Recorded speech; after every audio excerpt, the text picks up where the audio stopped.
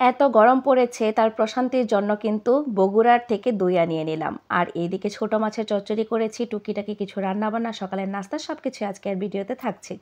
না টেনে সম্পূর্ণ ভিডিওটি দেখে নেবেন। আসসালামু আলাইকুম, ওয়েলকাম করছি আরও একটি ব্লগ ভিডিওতে।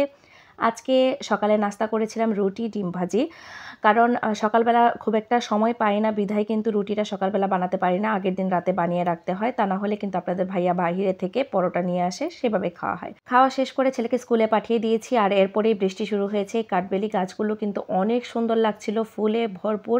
আর এদিকে বৃষ্টি পড়ছে গাছের উপর, এত ভালো লাগছিল, বৃষ্টিতে ভিজেও কিন্তু ভিডিও করছিলাম। আর এইদিকে দেখেন, মানে বৃষ্টি আসবে আসবে ভাব, মানে একটু পরপর ওয়েদার চেঞ্জ হয় এইরকম অবস্থায়। তো আমি আমার একটু ভিডিওগুলো শেয়ার করি আপনাদের সাথে, যখন যেই ওয়েদারটা ভালো লাগে সেগুলো আসলে আপনাদের সাথে মানে ক্লিপ নিয়ে তারপর শেয়ার করে দিই। তো এই দুপুরে রান্না করছিলাম খুবই সিম্পল খাবার, ঢেঁড়স ভাজি। ঢেঁড়স ভাজিটা কিন্তু আমি হলুদ ব্যবহার করি না, একটু আগে ধুয়ে নিয়ে তারপর কুচি করে কেটে পেঁয়াজ কাঁচামরিচ দিয়ে ভাজি করে নিই, লবণ দিই টেস্ট অনুযায়ী, তারপর একটু ভাজা ভাজা করে নিই। এই তো আমার ঢেঁড়স ভাজি হয়ে গিয়েছে। খুবই সিম্পলভাবে রান্না করব, খুবই সিম্পল খাবার দাবার, এবং টুকিটাকি কিছু কেনাকাটাও থাকছে আজকের ভিডিওতে। না টেনে একটু সম্পূর্ণ ভিডিওটা দেখে নেবেন। আর যাদের ভালো লাগে আমার ভিডিওটা অবশ্যই লাইক কমেন্ট এবং শেয়ার করতে ভুলবেন না। যারা শেয়ার করবেন অবশ্যই কমেন্ট করে জানিয়ে যাবেন, তাহলে আমি আপনাদের বাসায় চলে যাব। আর এইদিকে কিছু টুকিটাকি কেনাকাটা করেছিলাম রুটি রাখার জন্য, এই রুটির বক্সটা নিয়েছি। আর বাহিরে গেলে টুকিটাকি কেনাকাটা পড়েই যাই। ছেলের জন্য স্টিলের গ্লাসটা নিলাম, কারণ ছেলে এতদিন যাবত মেলামাইনের গ্লাস অথবা ওই যে আরএফএলের গ্লাসগুলো আছে না, ওগুলো দিয়ে খেত, কারণ যেহেতু সিরামিকের গ্লাসগুলো দিলে বাচ্চা মানুষ ভেঙে ফেলে, তো সেই জন্য কিনেছিলাম। এই গ্লাসটা আমার অনেক বেশি পছন্দ হয়েছে, বাহিরে গেলেই টুকিটাকি খাবার দাবার হয়। তো আপনাদের ভাইয়া বাদাম খেয়েছিল, খাওয়ার পর যতটুকু ছিল ততটুকুই আসলে বাসায় নিয়ে আসা হয়েছে। আর এই টোস্টটাই কিন্তু ম্যাক্সিমাম টাইম আমি খাই সকালে নাস্তায়। আর চাটা থাকে আমার। এত গরম পড়েছে, তো সবাই মিলে আপনাদের ভাইয়ের এক কলিগের বাসা বগুড়া, ওনাকে বলা হয়েছিল, তো উনি দই এনে দিয়েছেন ওনাদের বগুড়া থেকে। এই বগুড়ার দইটা আমার কাছে অনেক বেশি ভালো লাগে, তার কারণ মিষ্টি দই। আমি মিষ্টি দইটা বেশি পছন্দ করি, যদিও স্বাস্থ্যের জন্য ভালো না, তারপরেও কিন্তু আমি মিষ্টি দইটা পছন্দ করি। আর এই দইটা কিন্তু অনেক বেশি মিষ্টি, পরিমাণে খুব কম থাকে, তারপরেও কিন্তু খেতে অনেক বেশি টেস্টি। আর বাকিগুলো রেখে দিব ডিপে, কারণ যেহেতু একসাথে খাওয়া হবে না, খাওয়া সম্ভব না।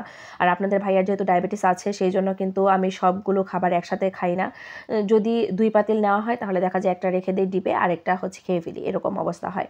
তো তারপরে বেশি দিই না, অল্প করে দেই। আপনাদের ভাইয়ার কিন্তু এগুলো খাবার অনেক বেশি পছন্দ, মিষ্টি জাতীয় খাবারগুলো। তো যাই হোক, আপনাদের ভাইয়ার পছন্দের আরও একটা রেসিপি আজকে রান্না করছি, সেটা চেলা মাছের চচ্চড়ি। আপনাদের ভাইয়া সবসময় পছন্দ করে ছোট মাছ দিয়ে, বেগুন আলু টমেটো এগুলো দিয়ে ছোট মাছের চচ্চড়িটা পছন্দ করে। আর আমাদের বাসায় পছন্দ বেশি আমাদের মেনলি পেঁয়াজ কাঁচামরিচ দিয়ে চচ্চড়ি করলে।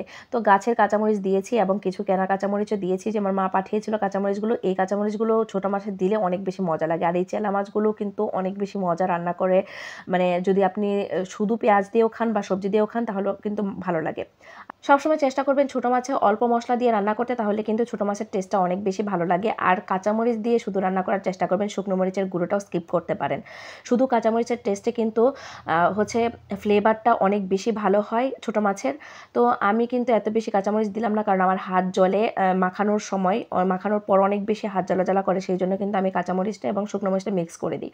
তো আমার মা যখন রান্না করে ম্যাক্সিমাম টাইমে দেখা যায় কি যে শুকনো মরিচের গুঁড়োটা শুধুমাত্র কালারের জন্য ব্যবহার করে, খুবই সামান্য পরিমাণে, কিন্তু কাঁচামরিচের টেস্টটা দিয়েই ছোটো মাছটা রান্না করে। আমার মায়ের ছোটো মাছটা অনেক বেশি মজার হয়। তো আজকের মতো এই পর্যন্তই, ভালো থাকবেন, আল্লাহ হাফেজ।